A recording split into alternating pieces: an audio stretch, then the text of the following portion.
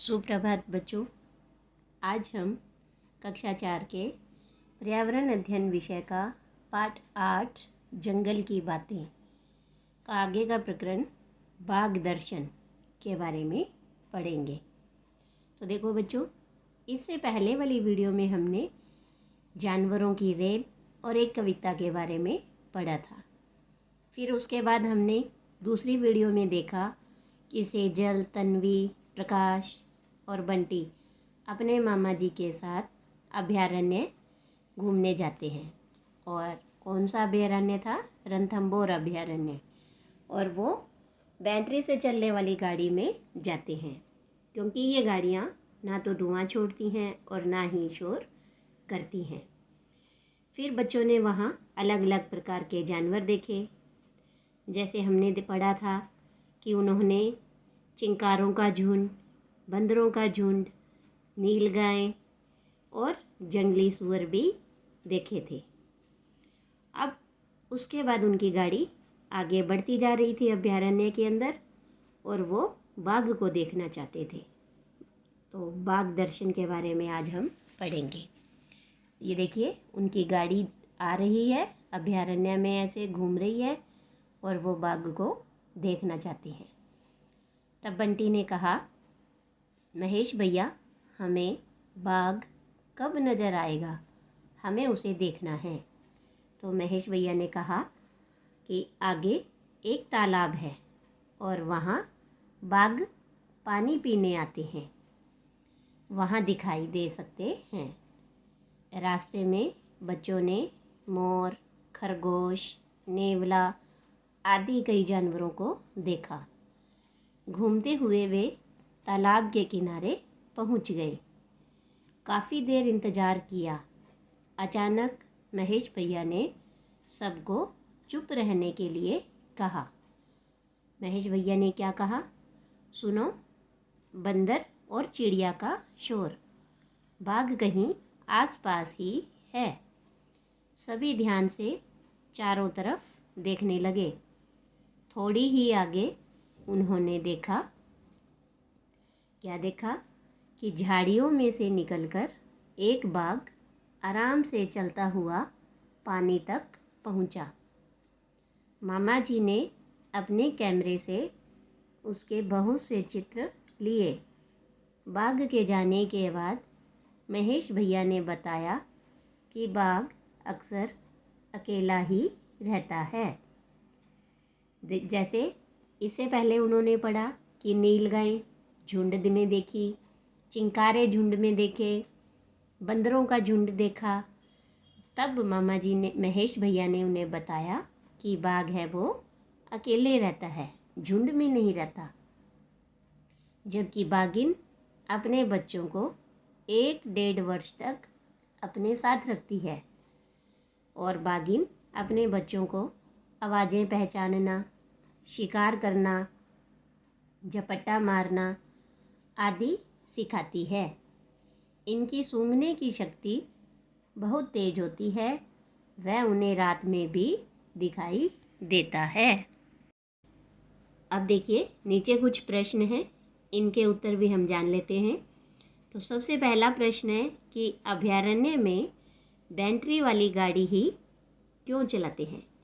जैसा अभी हमने पढ़ा कि बैटरी वाली गाड़ियाँ ना तो धुआं करती है और ना शोर करती है। इनसे अभयारण्य के जो जानवर हैं उनके प्राकृतिक परिवेश में कोई भी बाधा नहीं आती है, इसीलिए अभयारण्य में बैटरी वाली गाड़ी चलाई जाती है। दूसरा प्रश्न है, बाघ को देखकर बंदर व चिड़िया शोर क्यों मचाते हैं? तो बाघ को देखकर बंदर व चिड़िया शोर मचा करके दूसरे जानवरों को बाघ के आने का इशारा देते हैं और उन्हें सावधान करते हैं। इसके बाद तीसरा प्रश्न है, आपने किन किन जानवरों को शोर मचाकर संदेश देते देखा है? तो देखिए, बंदर और चिड़िया की तरह हमने कुत्ते को भी शोर मचाकर संदेश देते हुए देखा है। जैसे जब हमारे घर में कोई अनजान व्यक्ति आने की कोशिश करता है और अगर हमारे घर में कुत्ता है तो वो पहले भौंकने लगता है। तो इस तरह से कुत्ते भी भौंक कर संदेश देते हैं। इसके बाद अगला प्रश्न है कि बाघिन के बच्चे अपनी माँ से क्या क्या बातें सीखते होंगे। बाघिन के बच्चे अपनी माँ से आवाज़ें पहचानना, शिकार करना, झपटा मारना आदि बातें सीखते हैं। इसके बाद अगला प्रश्न है, आपने किन किन जानवरों के बच्चों को उनकी माँ के साथ देखा है। तो हमने जैसे बंदर, कुत्ते, गाय, भैंस, बाघ के बच्चों को अपनी माँ के साथ देखा है। इसके बाद अंतिम प्रश्न है कि अगर हम जंगलों को काटकर कम करते जाएंगे तो बाघ, चीते जैसे जानवर कहाँ जाएंगे। तो ये सारे जानवर मर जाएंगे, क्योंकि जंगल ही इनका आवास होता है। अगर जंगल नहीं होंगे तो ये जानवर मर जाएंगे। अब देखिए जानवरों का दर्द। सेजल ने कहा कि मैंने चिड़ियाघर में भी बाघ देखे हैं, पर जंगल में खुला बाघ देखने का रोमांच अलग ही था। तो प्रकाश ने कहा, हाँ, बेचारे चीतल चिड़ियाघर में वे इस तरह से कुलांचे भी नहीं भर पाते हैं। महेश भैया ने कहा, बंद पिंजरे में उन्हें यह आज़ादी कहाँ।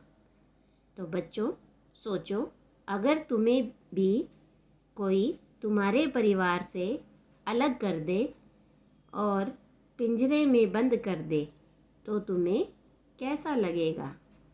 इसीलिए अब लोग जानवरों को खुले में उनके प्राकृतिक पर्यावरण में रखने के पक्ष में हैं। हमें भी जानवरों के दर्द को समझना चाहिए। अब देखिए बच्चों, यहाँ पर कुछ और प्रश्न है, सोचिए और बताइए कि किसी गांव में पानी की एक कुंडी बनी हुई है। हिरणों के झुंड वहां आकर कुंडी से पानी पीकर चले जाते हैं। गांव वालों ने क्या सोचकर यह व्यवस्था की है। तो देखिए, गांव वालों ने हिरणों के संरक्षण के लिए यह व्यवस्था की है। संरक्षण मतलब उनकी सुरक्षा के लिए, ताकि हिरणों को पानी के लिए इधर उधर भागना ना पड़े और उनकी सुरक्षा की जा सके। तो इसीलिए गांव वालों ने ये एक पानी की कुंडी बनाई हुई है।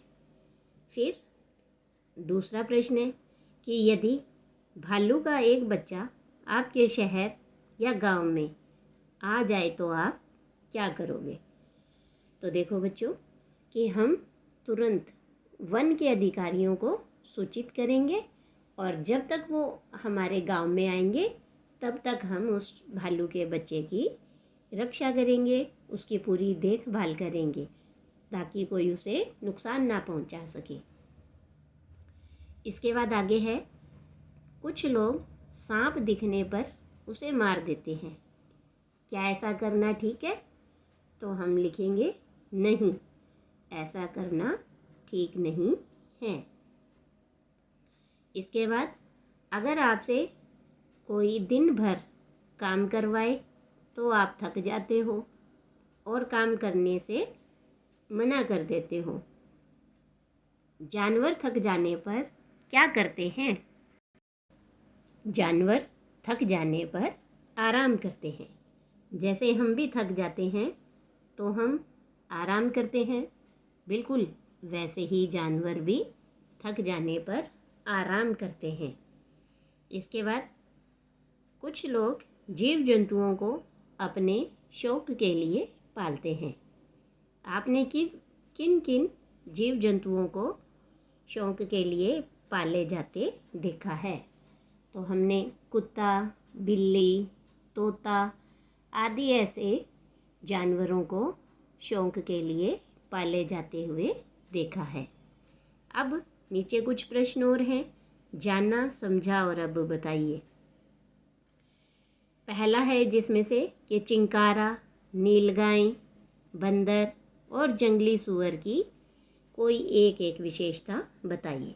तो सबसे पहले देखो चिंकारा, जो कि जल की कमी होने पर भी अपना जीवन आसानी से जी सकता है।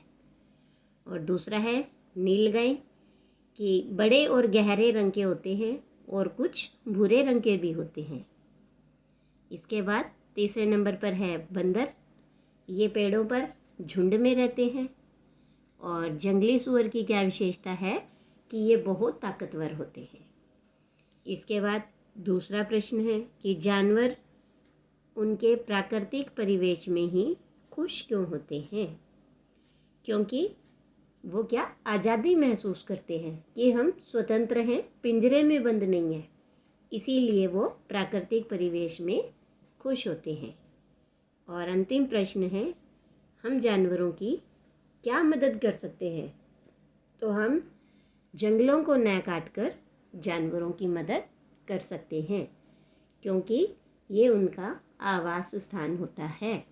तो इस तरह से हमने इस पाठ में सीखा कि जानवरों को उनके प्राकृतिक परिवेश में संरक्षण देना चाहिए, इसीलिए सरकार ने अभयारण्य बनाए हैं। जानवर हैं वो अलग अलग तरह से व्यवहार करते हैं।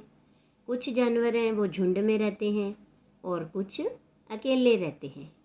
हमें जानवरों को परेशान नहीं करना चाहिए, हमें उनका दर्द समझना चाहिए, उनकी सहायता करनी चाहिए और उनका सही विकास उनके प्राकृतिक परिवेश में ही हो सकता है।